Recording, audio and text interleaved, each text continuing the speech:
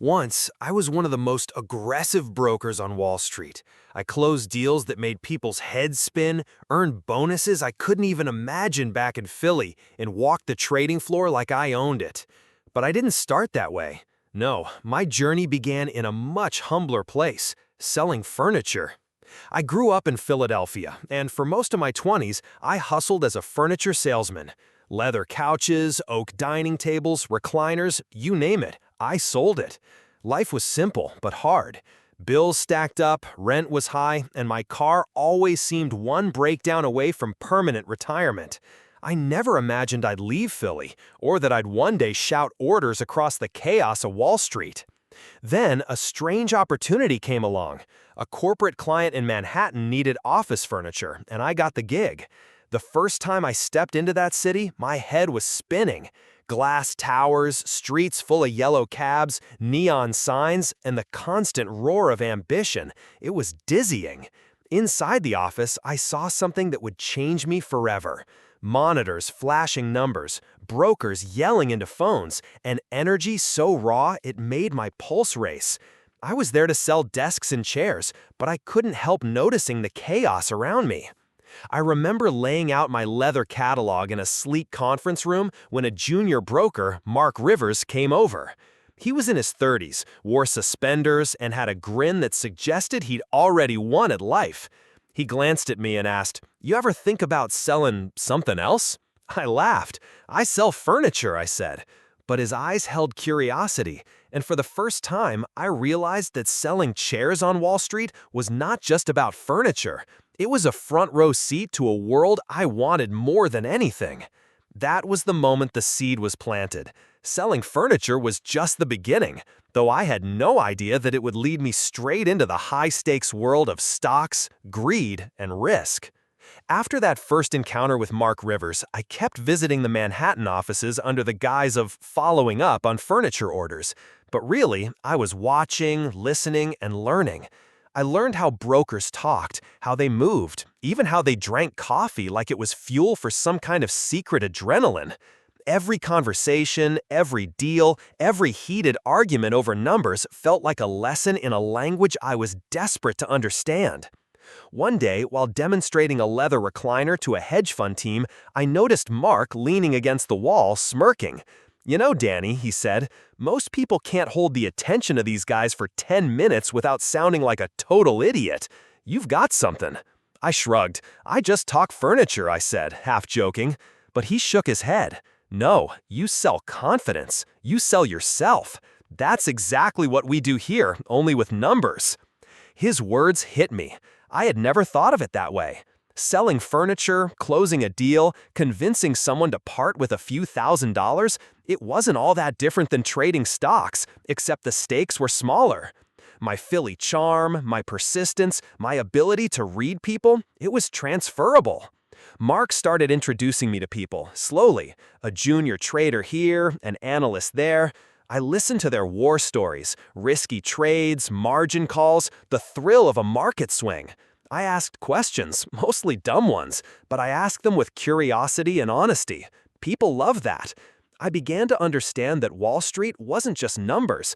It was people, ambition, ego, and greed all tangled together. Then came the day that changed everything. Mark brought me to lunch with his boss, Victor Hale, a big-shot broker with a reputation for spotting raw talent. I sat there, nervous, eating a sandwich while he asked me about my work, my life, and somehow my philosophy on sales. When I explained how I approached furniture clients, he paused, then smiled. "Kid," he said, "you could sell ice to Eskimos. Ever think about selling stocks instead?" That was it, my first real opening. I didn't know if I was ready, didn't know what I was getting into, but I knew I wanted in. Selling furniture had put me on the trading floor, and now it might just take me into the world I'd been dreaming about. Victor Hale gave me a chance I never thought I'd get. No degree from an Ivy League school, no finance pedigree, just raw energy, persistence, and the ability to read people. My first week as a broker was a disaster. I misread trades, misunderstood jargon, and even accidentally shorted a stock I shouldn't have. One client glared at me across the table, and I could practically hear him thinking, "Who let this kid in here?" But I didn't quit. I threw myself into learning the ropes. I stayed late, practiced cold calls, memorized ticker symbols, and read every financial magazine I could find. I listened to seasoned brokers like Mark and Victor dissect trades, learning not just the mechanics, but the psychology. Every yes I earned felt like a victory, every no, a lesson. Within months, things started to click. I had my first small wins, landing deals that earned me respect from clients and coworkers alike. My Philly charm, my ability to connect, to read a room, to know when to push and when to pull back, became my secret weapon. I realized Wall Street wasn't just about math or charts, it was about trust, persuasion, and timing. I began to feel like I belonged.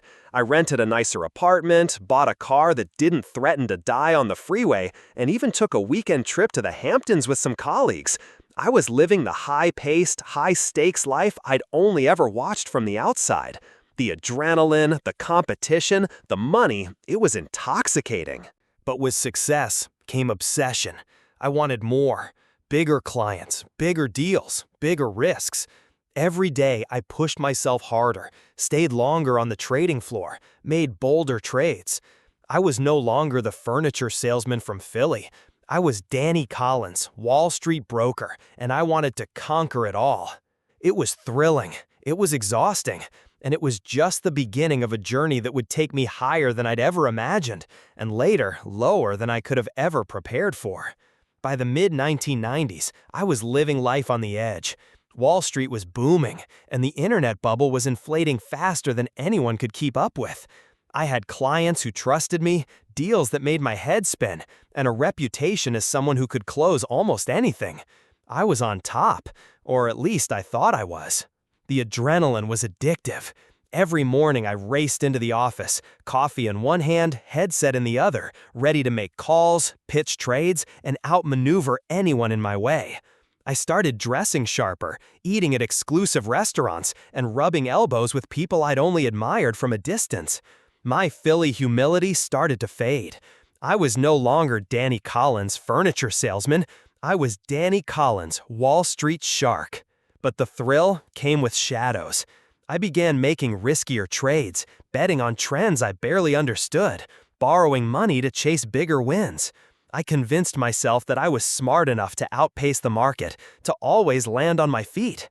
My ego got in the way, blinding me to the warning signs. And then it all started to unravel.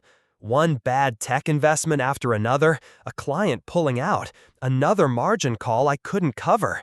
Panic replaced confidence, and the chaos I had once loved became a nightmare. Mark Rivers tried to warn me. "Slow down, Danny. Don't get greedy," he said. But I didn't listen. Victor Hale gave me a knowing look, the kind that said, "I warned you." The crash hit hard. In a matter of weeks, I lost everything. My clients' trust, my savings, my bonuses, even my apartment. Wall Street doesn't care who you were last week. It only remembers who's winning today. And suddenly, I wasn't winning. I was exposed, vulnerable, and broke. I walked the trading floor one last time, past the screens, the shouting, the chaos, realizing how fragile the whole world was. It had lifted me high, but it could drop me just as fast. I had dreamed of conquering Wall Street, but the market didn't care about dreams. It only cared about numbers, and my numbers had run out. After the crash, I walked out of that Wall Street office for the last time. The elevators, the glass doors, the chaotic trading floor, all of it faded behind me as I returned to Philadelphia. I felt like a ghost from another life, carrying nothing but the memories of success and failure in equal measure. I went back to the furniture store where I had started. At first, it felt strange, almost humiliating. I was no longer the big shot, the hot shot broker. I was just Danny, the guy who sold chairs for a living. But there was peace in it too. There was honesty in selling something tangible, in seeing a customer smile when they found the perfect sofa, in the satisfaction of work that had visible results. I started slowly rebuilding. I reconnected with old friends, saved money carefully, and focused on steady growth instead of big wins. My Wall Street experience had left scars, sleepless nights, ruined relationships, and a bruised ego. But it had also left lessons. I understood risk better, learned to read people more deeply, and realized that ambition without balance could destroy you. Some days, I still thought about the trading floor, the thrill, the rush, the possibility of making it big, but I no longer craved it. I had learned that success is fleeting, and peace is rare. The leather couches and dining tables I sell now carried a deeper meaning: stability, dignity, and a connection to real people, not just numbers on a screen. I'd tell anyone listening, sometimes you have to chase the wild dream to understand what really matters. I had touched Wall Street's heights and fallen into its depths. Returning to Philly and selling furniture wasn't a defeat. It was survival and clarity. And while I may have lost millions, I regained myself, which, in the end, mattered more than any bonus. Looking back, Wall Street felt like a dream I almost died chasing. I went from selling furniture in Philly to shouting orders on a chaotic trading floor, thinking I could conquer it all. I made money, I lost money, and I learned just how fragile success can be. Returning to furniture wasn't a defeat, it was a relief. There's honesty in work you can see and touch, in helping people furnish their homes, in earning trust without risking everything. I carry the lessons of Wall Street with me. Ambition is powerful, but greed is dangerous.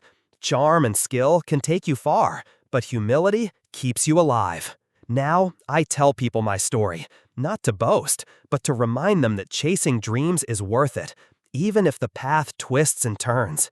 I touched the heights, fell hard, and found myself again. Sometimes, the best victories are the ones that teach you how to survive.